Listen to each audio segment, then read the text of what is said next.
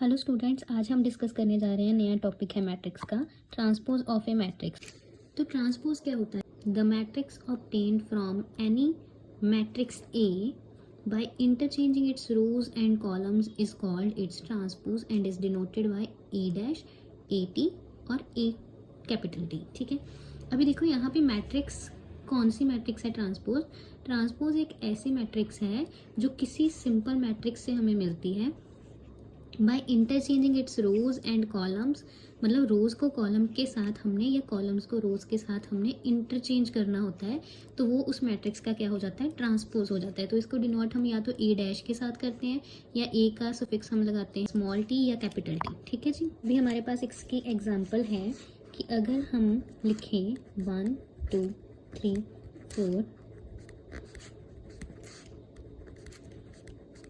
ये हमारे पास एक मैट्रिक्स है ए मैट्रिक्स। तो इसका अगर हमने ट्रांसपोज फाइंड करना है तो इसका ट्रांसपोज क्या होगा? इसकी रो जो है, रो 1 जो है, इसको इस वाली मैट्रिक्स का हमने कॉलम 1 बनाना है। ठीक है, तो 1 2 3 4, जो इसका रो 2 है वो इसका कॉलम 2 बन जाएगा। 2 3 4 1, जो इसका रो 3 है वो इसका कॉलम 3 बन जाएगा। 3 4 2 5। So this is so much simple कि आपको बस जिस मैट्रिक्स का ट्रांसपोज करना है उस मैट्रिक्स की रोज को जब आप कॉलम्स में लिख दोगे तो वो जो नई मैट्रिक्स बनेगी वो उस मैट्रिक्स का ट्रांसपोज होगा। ठीक है, तो ये क्या है? ट्रांसपोज ऑफ ए, ये ए का ट्रांसपोज है।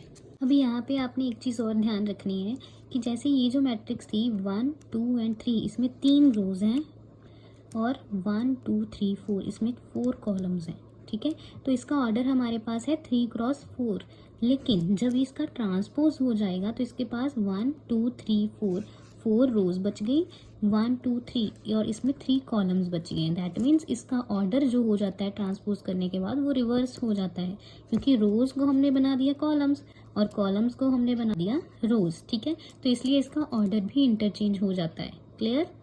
जैसे अब ये फॉर एग्जांपल हमारे पास मैट्रिक्स है ए मैट्रिक्स, इसका इसमें हमारे पास 2 रोज हैं और 3 कॉलम्स हैं। जब हम इसका ट्रांसपोज करेंगे तो ये क्या, रो को हम बना देंगे कॉलम, इस रो को भी हम बना देंगे कॉलम। तो ये ऑर्डर इसका था 2 क्रॉस 3 और इसका ऑर्डर देखो 1 2 3 3 रोज और 1 2 2 कॉलम्स।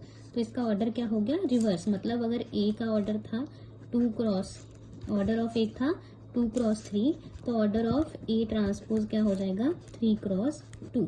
ठीक है जी, अभी ट्रांसपोज करते वक्त एक और चीज़ ध्यान रखनी है कि फर्स्ट रो को आपने फर्स्ट कॉलम ही बनाना है और सेकंड रो को सेकंड कॉलम, थर्ड रो है तो उसको थर्ड कॉलम। ये नहीं कि आप फर्स्ट रो को सेकंड कॉलम बना रहे हो या सेकंड रो को फर्स्ट कॉलम बना रहे हो। नो, ऑर्डर उसका सेम रहना चाहिए। रो 1 कॉलम 1 बनेगा, रो 2 कॉलम 2 बनेगा। ठीक है जी, इस चीज़ का खास ध्यान रखना है आपने। नेक्स्ट हमारे पास आते हैं ट्रांसपोज के कुछ रूल्स या रिजल्ट्स कह सकते हो आप। ठीक है, तो रिजल्ट्स क्या है? अगर हमारे पास ए डैश एंड बी डैश क्या है? ट्रांसपोज है मैट्रिक्स ए का और बी का। देन अगर हम एक मैट्रिक्स के ट्रांसपोज का दूसरी बार ट्रांसपोज करते हैं, डबल डैश लिखा है ना, ए डैश का हमने फिर से डैश किया है, अगर हम 2 बार ट्रांसपोज करते हैं तो वो फिर से सेम मैट्रिक्स मिल जाती है। जैसे यहाँ पे हमने ये वाली मैट्रिक्स बनाई थी ए ट्रांसपोज। ठीक है, तो इसका अगर हम फिर से ट्रांसपोज करेंगे तो देखो फर्स्ट रो है, इसको हम कॉलम बना देंगे 1 4, सेकेंड रो है इसको हम कॉलम बना देंगे 2 5, थर्ड रो है इसको हम कॉलम बना देंगे 3 6। ठीक है, तो इसका ऑर्डर क्या हो गया? 2 रो है इसमें और 3 कॉलम है, तो ये क्या बन गई? देखो ए मैट्रिक्स बन गई है। ठीक है, तो ये इसीलिए हमारे पास रिजल्ट आया है कि ए ट्रांसपोज का दोबारा से अगर ट्रांसपोज करोगे तो वो सेम मैट्रिक्स दोबारा से आ जाती है। अभी ए प्लस बी का अगर आप इकट्ठे करके पहले ऐड करके फिर ट्रांसपोज कर लो, चाहे पहले ट्रांसपोज करके फिर ऐड कर दो, दोनों के आंसर ऑलवेज सेम आएंगे। नेक्स्ट हमारे पास है कि अगर किसी मैट्रिक्स के साथ आपने कोई कांस्टेंट मल्टीप्लाई किया है तो उसका ट्रांसपोज करोगे, ठीक है, तो कांस्टेंट को आप बाहर रख दो, सिर्फ मैट्रिक्स का ही ट्रांसपोज होगा, क्योंकि ट्रांसपोज तो सिर्फ मैट्रिक्स के ऊपर अप्लाई होता है, वो कांस्टेंट टर्म के ऊपर अप्लाई तो होता ही नहीं है। इसलिए कांस्टेंट को हम एज इट इज रख लेंगे, ट्रांसपोज करेंगे सिर्फ मैट्रिक्स का।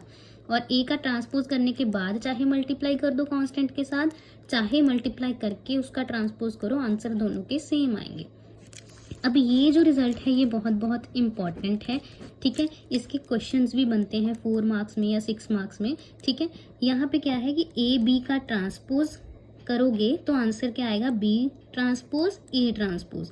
मतलब मल्टीप्लिकेशन जो होती है वो रिवर्सिबल होता है यहाँ पे, जब मतलब जब आप ट्रांसपोज मल्टीप्लिकेशन पे अप्लाई करते हो तो वो क्या हो जाती है, उसका ऑर्डर रिवर्स हो जाता है। इसको हम बोलते हैं रिवर्सल लॉ, ठीक है जी। इसको क्या बोलते हैं, रिवर्सल लॉ बोलते हैं।